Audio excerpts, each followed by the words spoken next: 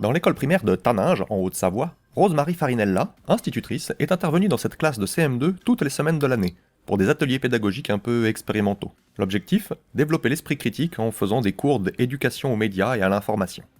L'idée, à terme, c'est de chercher à savoir si ce genre de cours peut aider à devenir plus critique face aux hoax, c'est-à-dire aux canulars et aux désinformations si courantes sur l'internet, et peut-être même donner des outils intellectuels aux futurs adultes qu'ils deviendront lorsqu'ils chercheront à faire le tri entre l'info et l'intox à propos des théories du complot, genre « la Terre est plate » ou « les Illuminati extraterrestres contrôlent le monde ».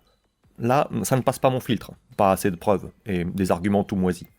Ou, plus délicat, les services secrets américains font des écoutes à l'échelle mondiale. Là, je dois reconnaître que quand Edward Snowden dénonce un complot, il arrive avec des preuves vérifiables et des arguments valides. Dans tous ces cas, le problème consiste à évaluer le poids des preuves. Mais il faut garder à l'esprit que contre-argumenter directement une croyance est particulièrement inefficace. Par exemple, si le sujet est déjà convaincu que le truc est vrai, face à quelqu'un qui cherche à lui démontrer que c'est faux, il va se braquer, se sentir attaqué personnellement. Et on observe même l'effet inverse. Non seulement la personne ne change pas d'avis, mais elle se sent maintenant justifiée de défendre cette position. Il était seulement convaincu, maintenant il est militant. Ou encore, si le sujet ne connaissait même pas cette croyance, face à quelqu'un qui cherche à lui démontrer que c'est faux, maintenant il a appris qu'en fait il n'y a pas consensus, que l'idée est certes peu convaincante, mais apparemment envisageable. Dans ces deux cas, ça empire. C'est ce qu'on appelle un effet boomerang. À vouloir contrer un phénomène, en fait, on l'aggrave. Je vais donc vous montrer des séquences filmées en classe où Rose-Marie contourne ces problèmes. Dans ces cours, on ne commence pas par parler de désinformation, de propagande ou de complotisme. Au contraire, il faut commencer à se mettre d'accord sur les paramètres de ce filtre, les mailles de ce tamis qu'on appelle esprit critique, se mettre d'accord sur les bases de la logique, de l'argumentation, des probabilités, sur comment évaluer les preuves et remonter aux sources, et surtout par comprendre le fonctionnement des médias. Qu'est-ce que l'objectivité, la subjectivité, et l'importance du sens porté par le cadrage des images ou le choix des musiques. En se mettant dans la peau d'un journaliste, on peut mieux comprendre les dérives possibles. Pour symboliser cela, les élèves portent un masque de Hoaxbuster, de super-héros de l'info. Et ça préserve leur anonymat aussi. Voici ce qu'elle a pu filmer en classe. Remarquez comme à chaque fois, les premiers exemples sont plutôt neutres, pour pouvoir discuter sereinement de la méthode, et seulement ensuite on peut essayer d'appliquer ça à des cas issus de la presse ou de l'actualité.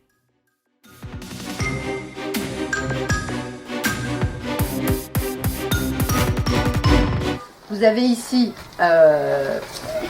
une photo cadrée avec deux cadrages différents. Donc j'aimerais bien avoir vos réactions. C'est bien pour les personnes qui savent pas, c'est marrant. Mais si par exemple quelqu'un le prend mal, c'est vraiment ça peut tomber en catastrophe. Ah, ça peut provoquer une catastrophe. Ouais, voilà. Oui, si tu utilises cette photo, si je prends cette photo et que je la mets sur internet, la première photo, qu'est-ce qui risque de se passer? Eh ben, ils vont dire oh, mais cette maîtresse, elle est pas bien, il faut l'enlever de cette école et tout ça. Ils vont lui dire des méchancetés aussi sur elle. Si on met la première photo sur internet, après il peut y avoir une rumeur. Oui, il peut y avoir une rumeur. Et cette rumeur, elle dirait quoi? Que Isabelle, elle est pas sympa. Ouais. Et pourquoi elle serait pas sympa? Parce qu'elle coupe les doigts des enfants si on lui désobéit. Je crois aussi que c'est vrai, vu que là il y a un camarade, on voit pas ses mains, on peut croire que la place du gâteau c'est ses doigts. Mais par exemple, si on la met sur internet et que après on croit que c'est vrai, on peut aller porter plainte et ça peut... Qui pourrait porter plainte, justement? Qui va porter plainte? Si moi je mets cette photo sur internet, qui va porter plainte? Les gens qui la voient. C'est les gens qui la voient qui porteront plainte? Les parents d'élèves. Tu crois que c'est les parents d'élèves qui vont porter plainte? Réfléchissez, qui peut porter plainte dans ces cas-là? La maîtresse. Oui, je pense que c'est plutôt la maîtresse qui porterait plainte, parce que qu'est-ce que ça lui ferait comme réputation? Ça nuirait. Ça lui nuirait à sa réputation, hein. Après, on dirait quoi partout en France qu'il faut pas l'accepter dans un travail. Voilà, après, elle serait pauvre.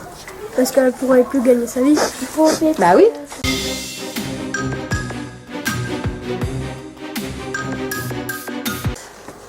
Regardez la photo qui est à gauche. À votre avis, quelle légende pourriez-vous donner? Eh ben, il y a un militaire qui veut tuer soit un de ses hommes, soit celui d'un autre groupe. Qui a une autre légende?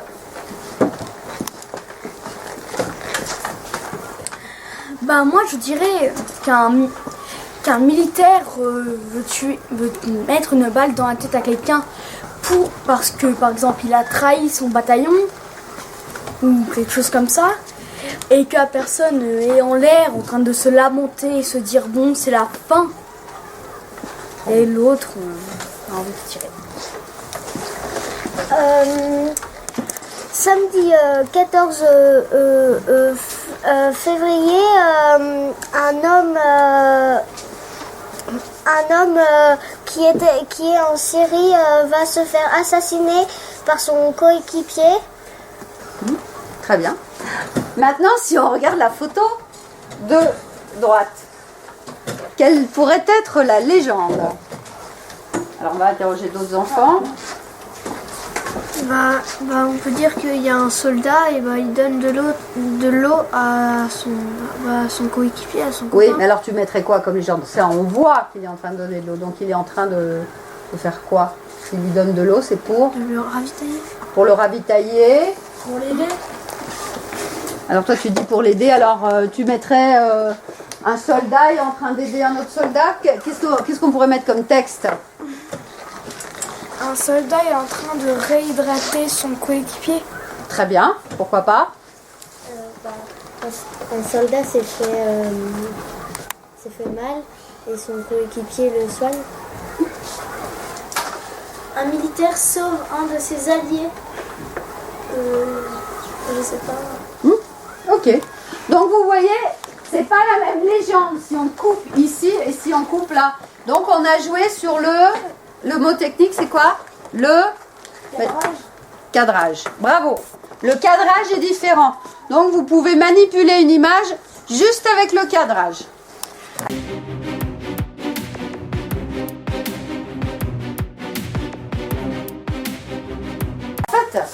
En fait, on peut tout imaginer. Ça dépend du contexte. Hein? On ne peut pas exactement savoir qu'est-ce qui s'est passé, pourquoi il est dans cet état, pourquoi on est en train de lui donner de l'eau. On peut juste émettre des hypothèses. Ça peut être juste des gens tout simples qui sont habillés en militaire dans un endroit et qui ont pris la photo. Tu veux dire des gens déguisés? Oui. Oui, donc ça veut dire, en fait, tu veux dire que c'est pas un vrai reportage de guerre? Voilà. C'est ça? Tu veux dire c'est peut-être un film? Le contexte, en fait, c'est un peu ce qui se passe autour. Par exemple, dans un carnaval, il y a une soucoupe volante en carton, on l'a pris en photo.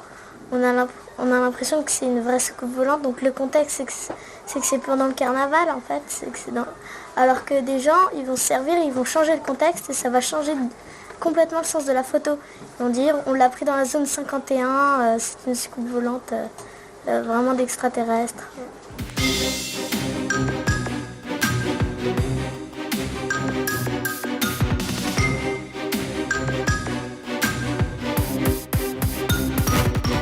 Comment elle a fait? J'ai pas très bien compris en fait. Comment elle a fait le montage? Oui. Elle fait copier-coller la photo de l'hôtel sur Sur l'école. Voilà. Et elle la découpe avec un site Photoshop sur tous les contours de l'hôtel. Puis elle le colle sur la photo de l'école, sur l'école. Puis les couleurs pour que ça fasse plus vrai, elle change un peu les couleurs pour que ça fasse plus réel.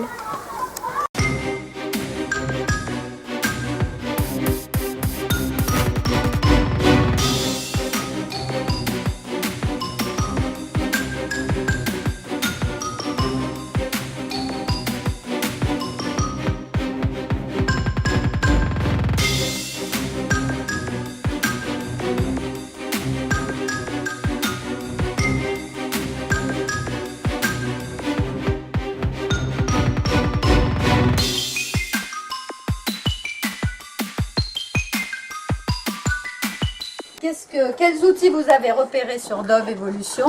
Les outils de Photoshop, vous pouvez expliquer les outils.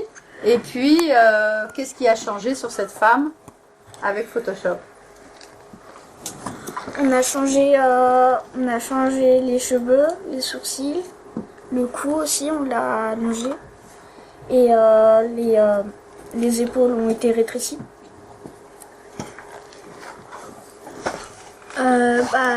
Ils ont agrandi les cheveux, ils les ont agrandis, ils les ont fait plus épais. Ils ont enlevé les boutons. En outil, ils ont utilisé des gommes et des ciseaux. Il y avait aussi comme outil des pinceaux, des crayons, des couleurs pour changer la couleur. Au début, on voyait pas les cheveux de la dame qu'elle était blonde. On voyait pas la couleur de cheveux et après, on voyait que c'était un blond pétant. Ah oui, la couleur des cheveux a changé. Avant, on aurait vraiment dit que c'était réel, mais après, c'était pas du tout réel. On aurait dit que c'était juste comme un masque. On aurait dit sur le panneau de la pub où ils ont mis une poupée, un peu comme une poupée, les Barbie qui seront C'est ça. toutes pâles. On a été beaucoup maquillés pour qu'on enlève les boutons et tous les défauts du visage.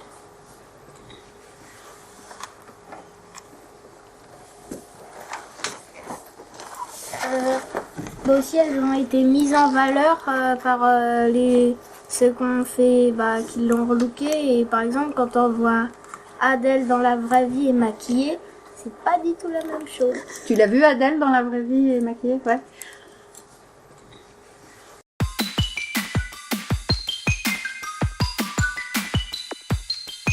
Et dans l'image de droite, il tient son iPad pour se prendre en photo. Et dans l'image de gauche, il a le Coran dans sa main. Et qu'est-ce qu'il a autour du ventre? C'est un gilet pare-balles? C'est une ceinture d'explosifs. Alors, à ton avis, c'est laquelle le photomontage? C'est celle qui est à gauche. Et pourquoi, à votre avis, on a fait ce photomontage? Quelqu'un a diffusé sur Internet un montage où on dit, vous voyez, cet homme, il a une ceinture d'explosifs et il a un Coran dans la main. Pourquoi on a fait ce montage? On peut mettre des hypothèses. Pour faire le buzz. Pour faire le buzz, oui, ça c'est possible. Et puis, Pour faire croire aux gens que c'est un islamiste. très bien. Et donc, ouais, ça veut dire que si on veut faire croire que c'est un islamiste, Donc ils sont allés sur Photoshop. C'est pour faire peur aux gens. Ils disent il y a un islamiste qui prend sa photo, il est en France, ayez peur, ne sortez.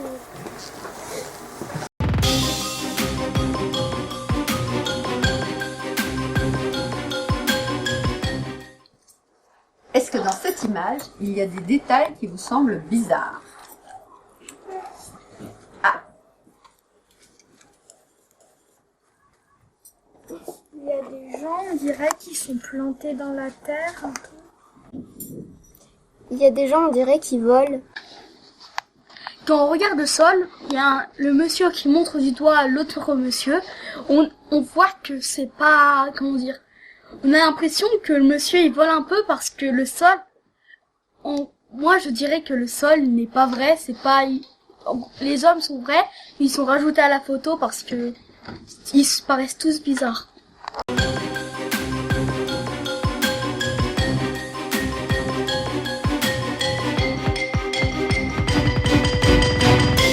donc c'est quoi à ton avis analyser une image? Analyser une image, C'est regarder tous les détails. S'il y a un détail qui ne va pas bien dans l'image, ça veut dire que c'est une image fausse.